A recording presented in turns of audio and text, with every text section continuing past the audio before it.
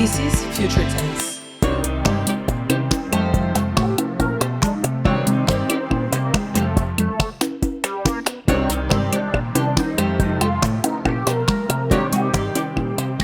Future Tense. Imagine Portugal in 2050. How does it look? Today, we're starting a conversation to make it real.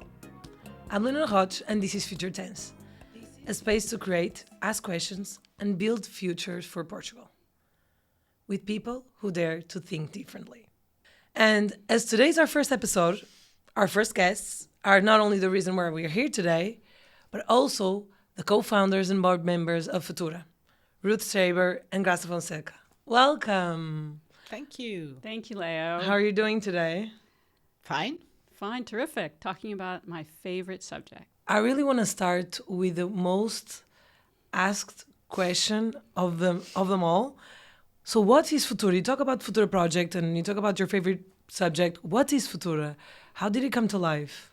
Ruth, you want to go first? Sure, I'll go first. So it came to life, I think, during one of Graça's and my early conversations. So we met because I had studied a bit about some of your work when you were in government and was very interested in your approach to using a participatory, using citizens to help design projects. And so we got to be friends. And Glenn and I asked you, what are some of the most pressing social issues in the city of Lisbon and in the country, and how can we give back to the country that's really become our new home? And so we started talking about the social changes that were needed around housing and also around how to retain young people in the country. You yourself, Leo, left for 5 years because you couldn't find the opportunities you wanted here. So we started talking about how can we make Portugal and Lisbon in particular a sticky place for young, talented people to grow their careers. And that's how we started talking about not only having a building to do this work, but also how to invest in talent, and particularly young women's talent. Yeah, it was the beginning. I think when you asked me what would be the most pressing challenge, I think I really was impressed, and I'm still really impressed, not in a good way, about the housing crisis and the impacts that the housing crisis have in a city and a country, because it's not only, not being able to have young families or not so young families living in the city, but it's also, for instance, about the talent that we are losing for young people that, for instance, enter university but cannot really go into university because they don't have a place to stay. And I have a lot of friends that teach in universities, and it's a real challenge. So I think probably because of the social and economic impacts that housing has, and in the medium, long run, it will be really, I think, a disaster. That's how we started talking about.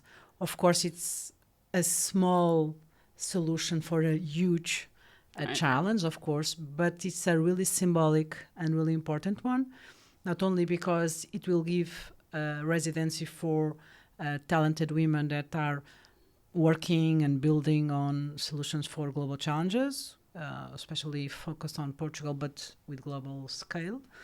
But also, I think that's an important part of the story. That is an philanthropic investment from expats that chose Portugal as their country of life, basically. And we talk a lot about the impact that expats have on the crisis of housing. That's right. But we don't speak that much, and we should, about amazing investments that expats are doing in Portugal, in this case in Lisbon, to tackle challenges like this one. So I think that's also a really important part of the story, is we have to look both sides, right? Not only the negative, but also the positive. And if we create conditions in Portugal and in Lisbon to, promote and engage and bring more of these investments like Ruth and Glenn are doing, we have a really good opportunity to have solutions for challenges, because we are counting on people bringing expertise, different perspective of the world, investments that can build with us different solutions. So I think that's also the good part of the story. Definitely, definitely. And regarding the name, it really stays with me, the name Futura, and future is female. Is this correct? What's the story behind the name? Well, as Glenn and I are struggling to learn this very difficult language of Portuguese, Right. there are some words that did strike, and we don't have any trouble remembering. And obviously, futuro as the future, but the idea of feminizing the future, and so calling it Futura really made sense and really feels like we're grounding the importance of women in shaping the future. I think the future is feminine is the best sentence to describe Futura, because it's future in feminine, basically. Yeah. And because it's English, Portuguese, somewhere Mashup. word. But I think it's also about, like you were saying earlier, it's about also the hope, the imagination, what the word brings. And I think we want to give it a hopeful energy. Yeah. We want to make it as a caring energy.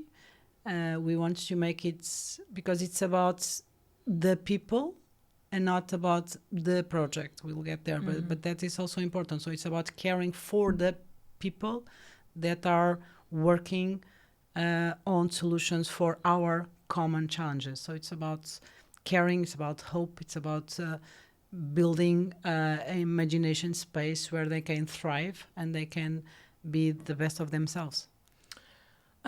This actually, it's great. And, me as a young Portuguese woman, I really resonate with that. And the fact that I could potentially do it in Portugal, obviously, it's just such a joy for me. And you were saying, like, that women can or are the future, because the future is female. So what role do women have in shaping the future? What do you think? Ruth, I think you are the perfect Okay, person to answer that. Well, so I've had this career in women's health, and obviously providing health to people is an important part of being a doctor. But the other thing that I learned in my medical career is that when women are healthier, when women have the opportunity to shape and their own size of their own family, that it optimizes their social and economic outcomes, but not just for themselves as individuals, but also for their families and their communities. So that's what really launched my interest in women's role in society. And as I became involved in my work as an impact investor, I also learned about women and finance and women in politics. And it's so clear that when women have the opportunity to direct resources, whether it's the amount of money that's being invested or managing a budget or the CEO of a Fortune 500 company or receiving microfinance in sub-Saharan Africa, that when women have the opportunity to receive capital and resources, better things happen. Budgets are handled more efficiently, and the social impact and the solutions are more likely to be better for everybody. Not every single woman, and not every. It's a bell-shaped curve, right? If you know what that means, that these are generalities, these are not absolutes. But the other thing that's important to know is that around the world, this is not something that's unique to Portugal, of course, or the States or in other developing countries. The women often are the ones who don't have the same amount of access to those, whether it's a boardroom or a loan or being able to be an entrepreneur. So to give them the opportunity to have that access is something that's really important for this project. And so is Futura just for women? No. I mean, as a residency, yes. As a project, no. And that's really important to, I think, to be clear. Like Ruth said, so the building will be a residency for at least 12 women that are there at least for one period of time, let's say 1 year, okay? But at the same time, that's just one part of the project. The project has then a network of allies and of partners, for instance, as a specific offer or program for instance, imagine master classes to discuss topics that they are researching, imagine. So it's all about bringing men and women to the project to make it, of course, the most diverse and powerful project for those women there. But it's about bringing talent, it's about bringing community, it's about building connections where they are living with other partners. So it's for women living there. So the fellowship, if you want, will be women only, but everything around the fellowship, and there's a lot, will be, of course, the most diverse possible. Yeah, that's right. Thank you for that. And what do you think? Why is the Future Tense podcast so important now? Why it matters now? What kind of conversation do we want to have here? One of the things that is a really important core belief in building this project is that people, not just the fellows, but everybody who's interested in solving problems, in building more efficient, more impactful solutions, need to anticipate what's the world will be like in the future. When Glenn was coaching soccer to 7-year-olds, when his daughters were playing, well, we called it soccer, of course you call it football, they would talk about, don't go where the ball is, but go where the ball's going to be, right? It's just a basic sports metaphor, right? And so we all need to, with this project, we're going to be emphasizing how important it is to anticipate what the needs will be in the future, where the ball's going to be in the future. And not only for the fellows to have that sort of training and understand that as a resource, but also the whole community that's supporting them is going to be learning those same sorts of skills in anticipating the needs of the future. Tell us a little bit about your background for the people who don't know you. Okay, so my background is basically public policy. So my path has been basically on politics. So I was in city council for around 6 years. I was in government after city council. So my last role was Minister of Culture.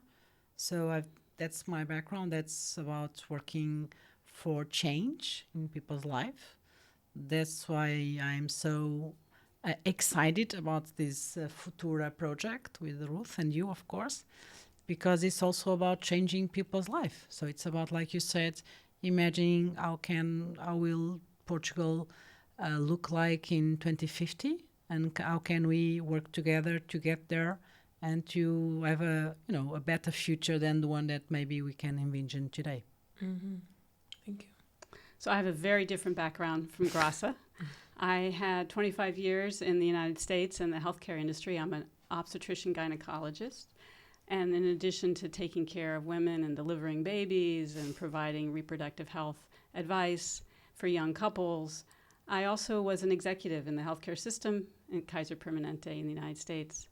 Then my second career was running a foundation, the Tara Health Foundation, where we also spent quite a bit of time thinking about women's health. And we were impact investors in addition to grant makers.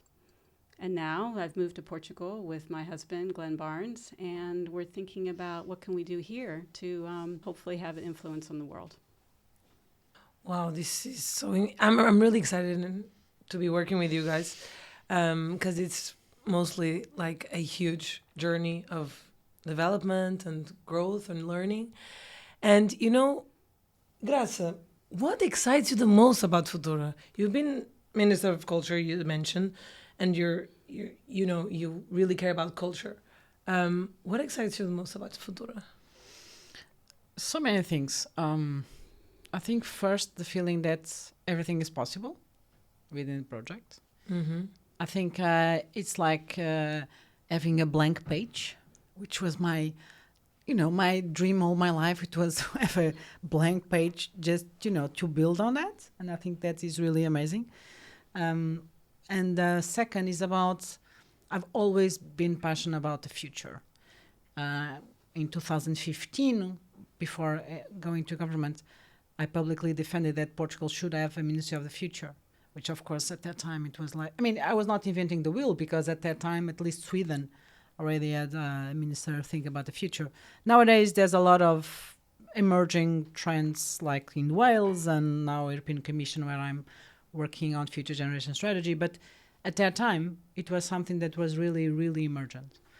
So I think Futura also can transform Portugal into a really important hub for future thinking, for bringing attention to people that we are using the future as a dump where we basically throw ecological, technological, social risks and basically waste, let's say like this. Mm-hmm. And the problem is that future generations are not here to defend themselves. They cannot protest in streets against the decisions that we are taking today. And this is true for corporations, it's true for governments, it's true for us. And we are not wired to think about the future. We are wired to think about now, about the next day, right? Mm-hmm.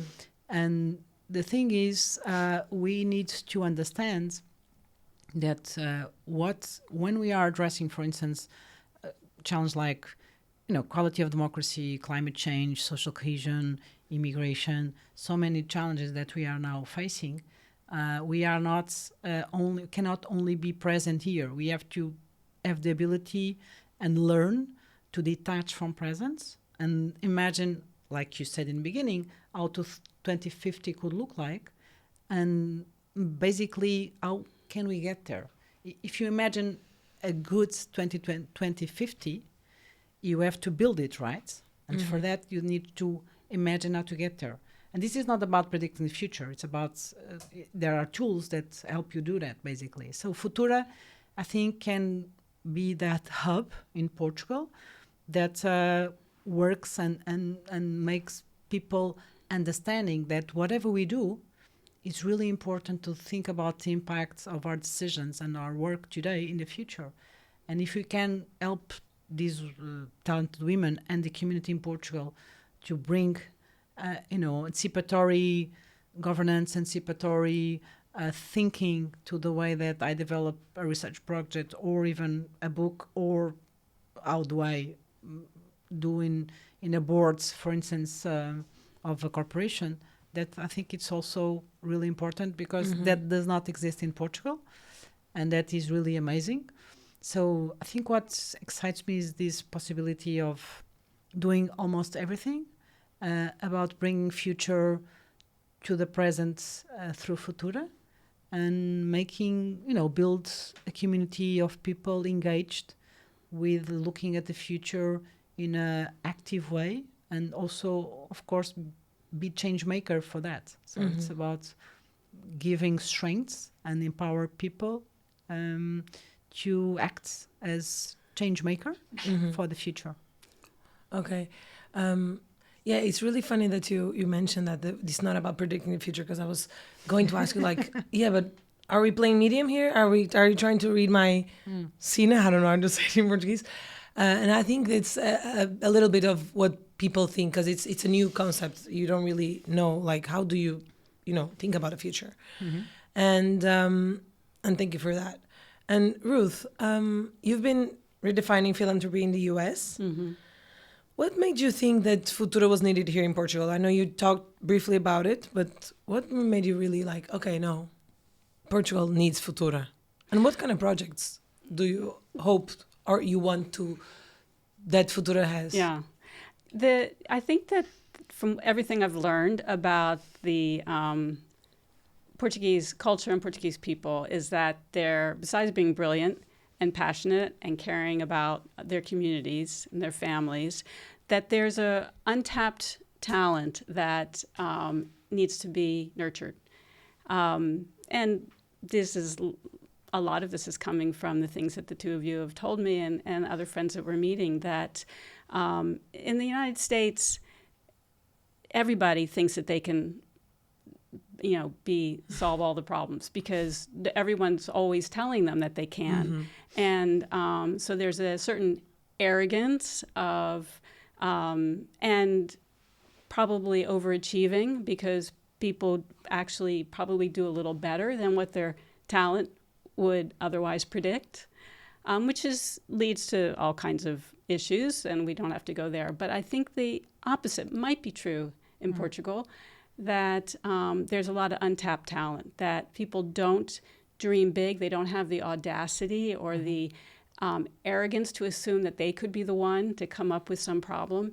And so we're very modest. That's why. Modest and humble, and there's a certain amount of, it was invented somewhere else, so it must be better.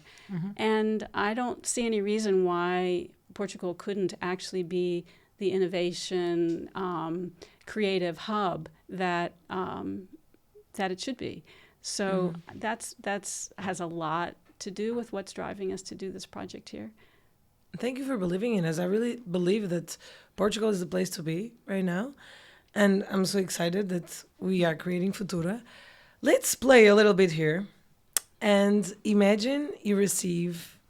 Okay, let's call this segment What If segment, okay? Imagine you receive a letter from your future self. What does it say? What hopes do you have? Let your imagination fly. You talk always about imagination. Let your creativity fly.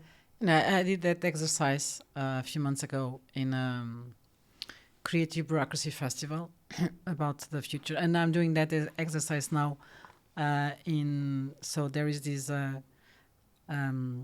European Citizens Panel on Future Generation Strategy, and I'm part of the committee. And basically, it's about bringing 150 citizens from all European countries to imagine together how would 2050, for them, how do they anticipate that it will look like.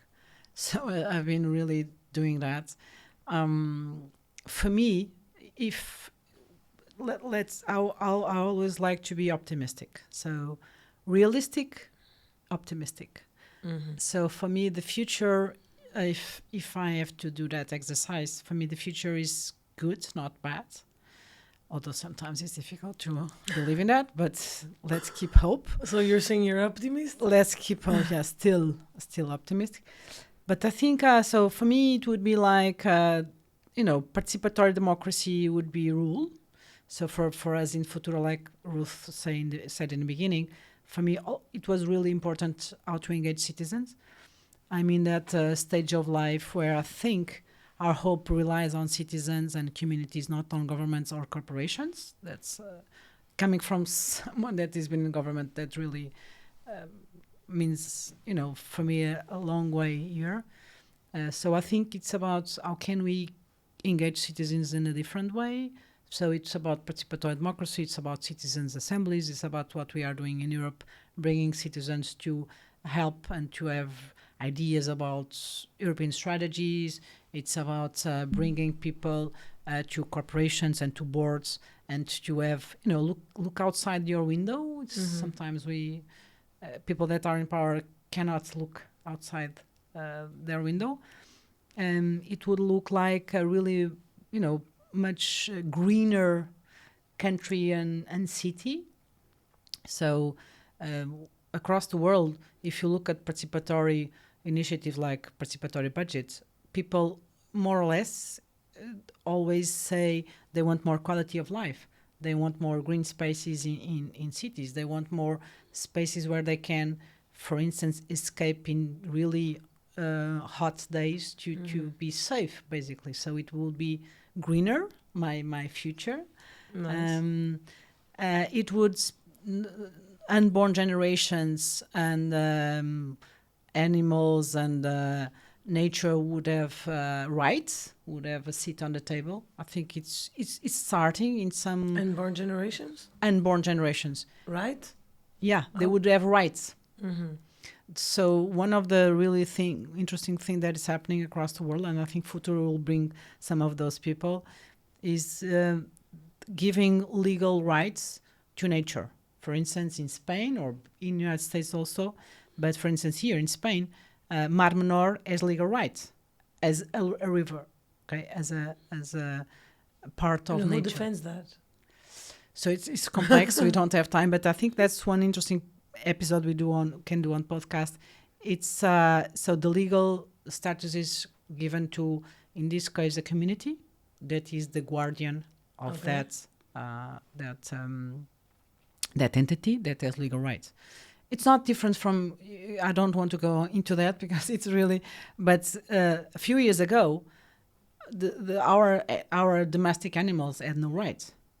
Mm-hmm. Your dog or my cat, like 15 years ago, they had no rights. Now they have.